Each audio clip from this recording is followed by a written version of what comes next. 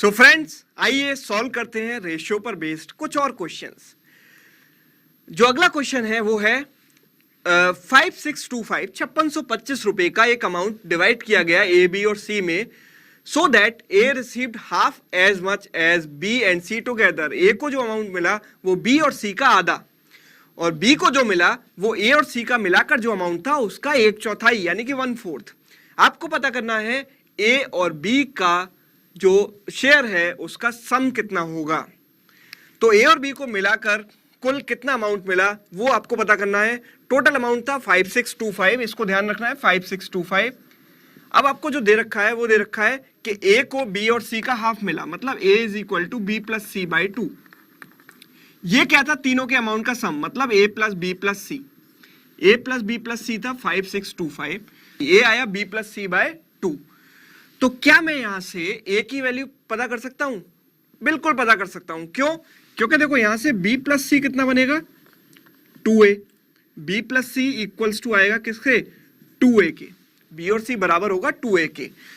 तो b plus सी की value 2a में अगर यहां पे पुट करूंगा तो 2a प्लस a कितना हो जाएगा? 3a।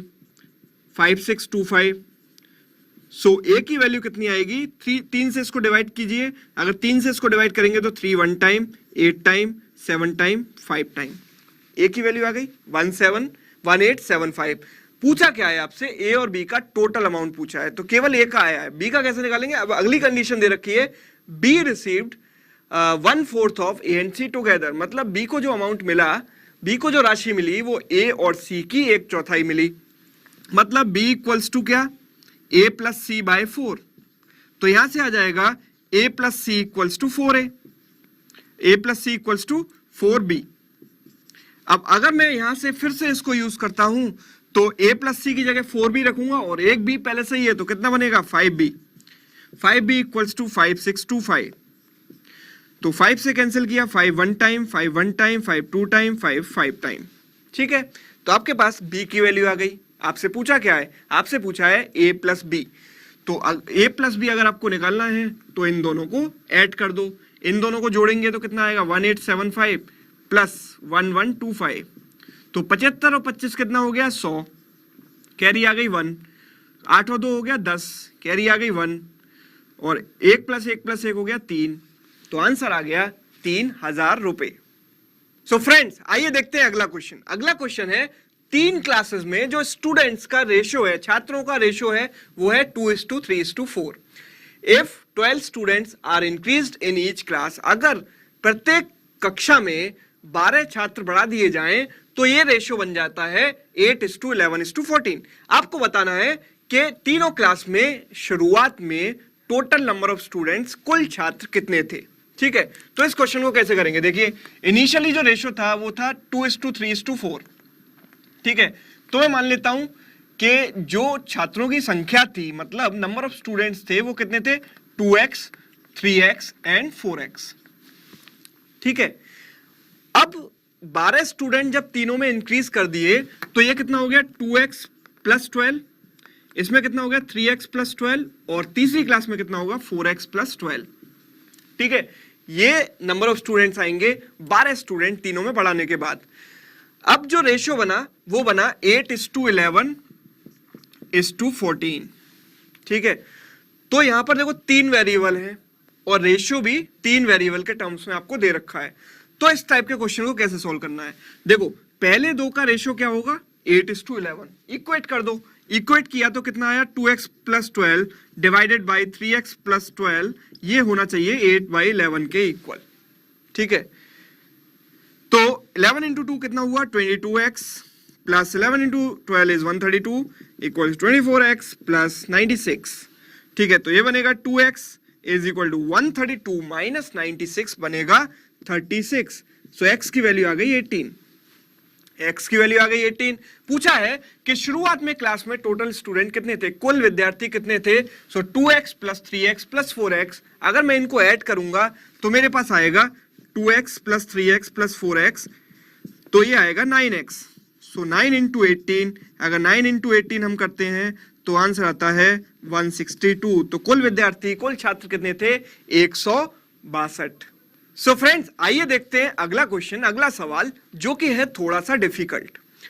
वो क्वेश्चन क्या है कि ऑन द एंटायर अर्थ, पूरी धरती पर लैंड एंड वाटर का रेशियो है 1:2, यानी कि जमीन और पानी का रेशियो है 1:2। Now at the northern hemisphere, यानी कि उत्तरी गोलार्ध में ये जो लैंड और वाटर का रेशियो है वो है 2:3। तो आपको साउदर्न हेमिस्फीयर में लैंड एंड वाटर का रेशियो निकालना है, क्या होगा। तो सबसे पहले तो हमें समझना पड़ेगा कि नॉर्दर्न हेमिस्फीयर और साउदर्न हेमिस्फीयर का मतलब क्या है। देखो, पूरी अर्थ को अगर एक स्फीयर माने, पूरी अर्थ को एक स्फीयर माने, तो यहां पर दो पार्ट होंगे अर्थ के, इसमें से दो हेमिस्फीयर बनेंगे, एक को बोलते हैं नॉर्दर्न हेमिस्फीयर और दूसरे को बोलते हैं साउदर्न हेमिस्फीयर। दोनों एग्जैक्टली इक्वल होंगे एरिया वाइज, ठीक है, इसका एरिया और इसका एरिया इक्वल होगा।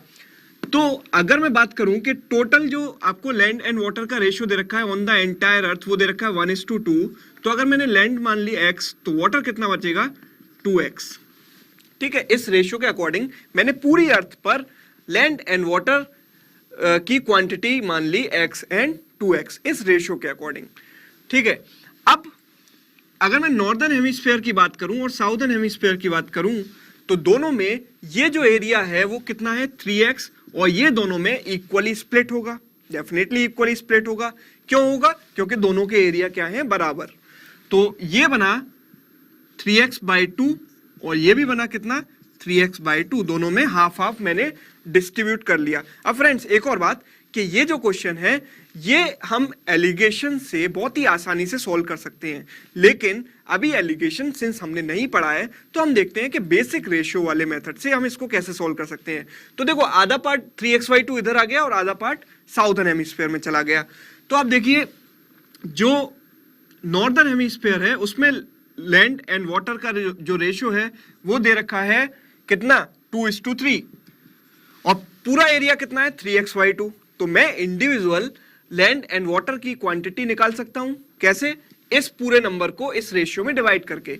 तो जो लैंड की क्वांटिटी यहां पर आएगी वो कितनी आएगी 2/5, 2 upon total into what is the total quantity 3x/2। तो ये बन गया 3/5x, और वाटर कितना बनेगा, वाटर बनेगा 3/5 इंटू 3x/2, मतलब कितना 9/10x, ठीक है। अब मुझसे पूछा गया है कि साउदर्न हेमिस्फीयर में लैंड एंड वाटर का रेशियो क्या होगा। देखो, साउदर्न हेमिस्फीयर में लैंड कितना होगा, साउदर्न हेमिस्फीयर में जो लैंड होगा वो होगा टोटल लैंड की जो क्वांटिटी है, टोटल जमीन की जो क्वांटिटी है, उसमें से हम नॉर्दर्न हेमिस्फीयर वाली लैंड की क्वांटिटी यानी कि जमीन की क्वांटिटी सबट्रैक्ट कर दें, तो मेरे पास साउदर्न हेमिस्फीयर में जमीन की क्वांटिटी आ जाएगी। कितनी आ जाएगी? टोटल क्वांटिटी थी x माइनस इसमें से कर दिया 3/5x, सबट्रैक्ट किया तो ये आएगा 2/5x, ठीक है। और वाटर कितना आएगा, वाटर टोटल कितना था 2x में से सबट्रैक्ट कर दिया 9/10x, तो ये आया 20 - 9 अगर करेंगे तो 11/10x, ठीक है। अब आप देखिए, ये बनेगा जो रेशियो बनेगा लैंड एंड वाटर का वो बनेगा 2/5x इज टू 11/10x। ये x एंड x कैंसिल हो जाएगा, और जब भी देखो आपके पास फ्रैक्शन में जो रेशियो आएगा, अगर फ्रैक्शन में कोई रेशियो आता है तो आप ऐसे क्रॉस मल्टीप्लाई कर दीजिए। तो 10 × 2 20 और 5 × 11 55, और आप इनको 5 से कैंसिल करेंगे तो आंसर आएगा 4:11, ठीक है। तो साउथर्न हेमिस्फीयर में लैंड एंड वाटर का जो रेशियो आएगा 4:11। तो इस क्वेश्चन में ट्रिक क्या थी? ट्रिक केवल इतनी थी कि आपको नॉर्दर्न हेमिस्फीयर और साउथर्न हेमिस्फीयर में इक्वल एरिया डिस्ट्रीब्यूट करना है। टोटल एरिया था 3x, तो मैंने उसको इक्वली डिस्ट्रीब्यूट कर दिया। नॉर्दर्न में मुझे रेशियो पता था तो उस एरिया को मैंने उस रेशियो में डिवाइड करके लैंड एंड वाटर पता कर लिया। अब मुझे ओवरऑल लैंड एंड वाटर पता था तो मैंने साउदर्न हेमिस्फीयर में लैंड एंड वाटर की क्वांटिटी पता कर ली, और ये क्वांटिटी जब आ गई तो मैं उसका रेशियो आसानी से फाइंड आउट कर सकता हूं।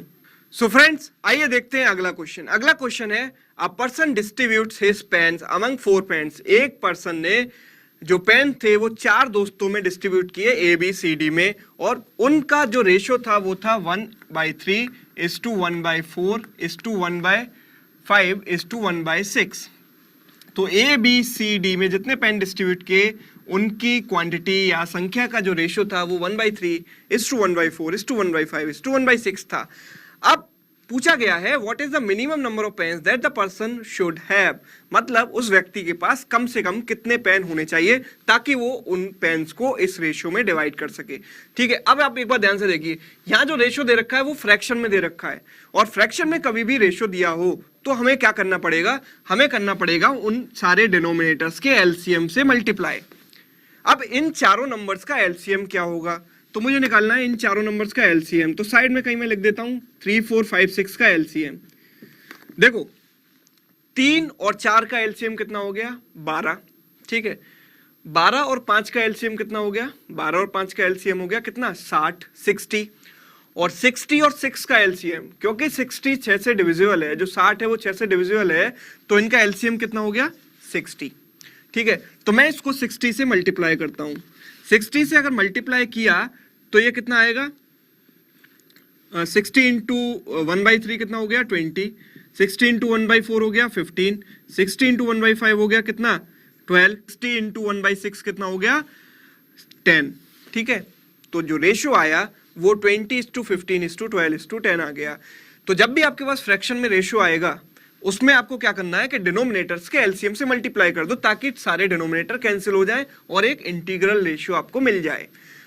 तो अब आप देखिए कि अगर मैंने ए के पास माने 20x पेन, तो बी के पास कितने होंगे, 15x, सी के पास कितने होंगे, 12x, और डी के पास कितने होंगे, 10x। ठीक है, अब आप देखिए अगर मैं इनको ऐड करूंगा तो कितना आएगा, 20 + 15 35, 35 + 12 कितना हो गया, 35 + 12 हो गया 47, 47 + 10 हो गया 57x। ठीक है, 57x। ठीक है, अब आप ये देखिए कि ये 57x क्या है, 57x है टोटल नंबर ऑफ पेन्स जो ए बी सी डी में डिस्ट्रीब्यूट हुए। ए बी सी डी में मैंने डिस्ट्रीब्यूट किए 57x पेन, और जो पेन्स होते हैं वो कभी भी नॉन इंटीजर नहीं हो सकते, कभी भी डेसिमल या फ्रैक्शन नहीं हो सकते। अगर मैं पेन्स की संख्या की बात करूं तो मैं क्या ऐसा बोल सकता हूं कि उसको 4.5 पेन मिले, उसको 5.5 मिले, ऐसा नहीं बोल सकते। तो जो पेन होंगे वो इंटीजर वैल्यू होंगी, या तो 5 होगी या 10 होगी या 12 होगी, कोई भी इंटीजर वैल्यू होगी। तो अब ये देखिए कि आपसे क्वेश्चन में पूछा गया कि कम से कम पर्सन के पास कितने पेन होने चाहिए। अब जो पेन होने चाहिए वो 57 इंटू एक्स होने चाहिए। तो अगर ये मिनिमम करना है आपको, इसको क्या करना है, मिनिमम पेन निकालने हैं कम से कम, तो कम से कम एक्स की वैल्यू पुट करनी पड़ेगी, और एक्स की कम से कम वैल्यू क्या पुट करूंगा, 1 पुट करूंगा। तो 57 इंटू 1, तो जो आंसर आया मिनिमम उसके पास कितने पेन होने चाहिए, उसके पास 57 पेन्स होने चाहिए ताकि वो उन्हें इस रेशियो में डिस्ट्रीब्यूट कर सके। सो इस क्वेश्चन का आंसर है 57। सो फ्रेंड्स, ये था हमारा सेशन रेशियो पर बेस्ड। तो रेशियो एक बहुत ही इंपॉर्टेंट टॉपिक है। हमने कोशिश की सारे वैरायटी ऑफ क्वेश्चन कवर करने की जो आपके बैंकिंग एग्जाम में पूछे जाते हैं। तो हमने यहां पर ट्राई किया कि हम सारे variety of the question cover कर सकें। अब आपका टास्क क्या है, आपका टास्क है कि जो भी कॉन्सेप्ट आपने सीखे हैं रेशियो में, उस पर बेस्ड, उन्हीं कॉन्सेप्ट पर बेस्ड आप 30 से 40 क्वेश्चन रेशियो के और सॉल्व करें ताकि आपको इस टॉपिक में एक्सपर्टीज हो जाए। अगर एग्जाम में क्वेश्चन आए तो आप उसे कम से कम समय में सॉल्व कर सकें। सो फ्रेंड्स, आप और क्वेश्चन सॉल्व करिए, प्रैक्टिस करते रहिए, बहुत ही इंपॉर्टेंट टॉपिक है। Thank you for watching this session.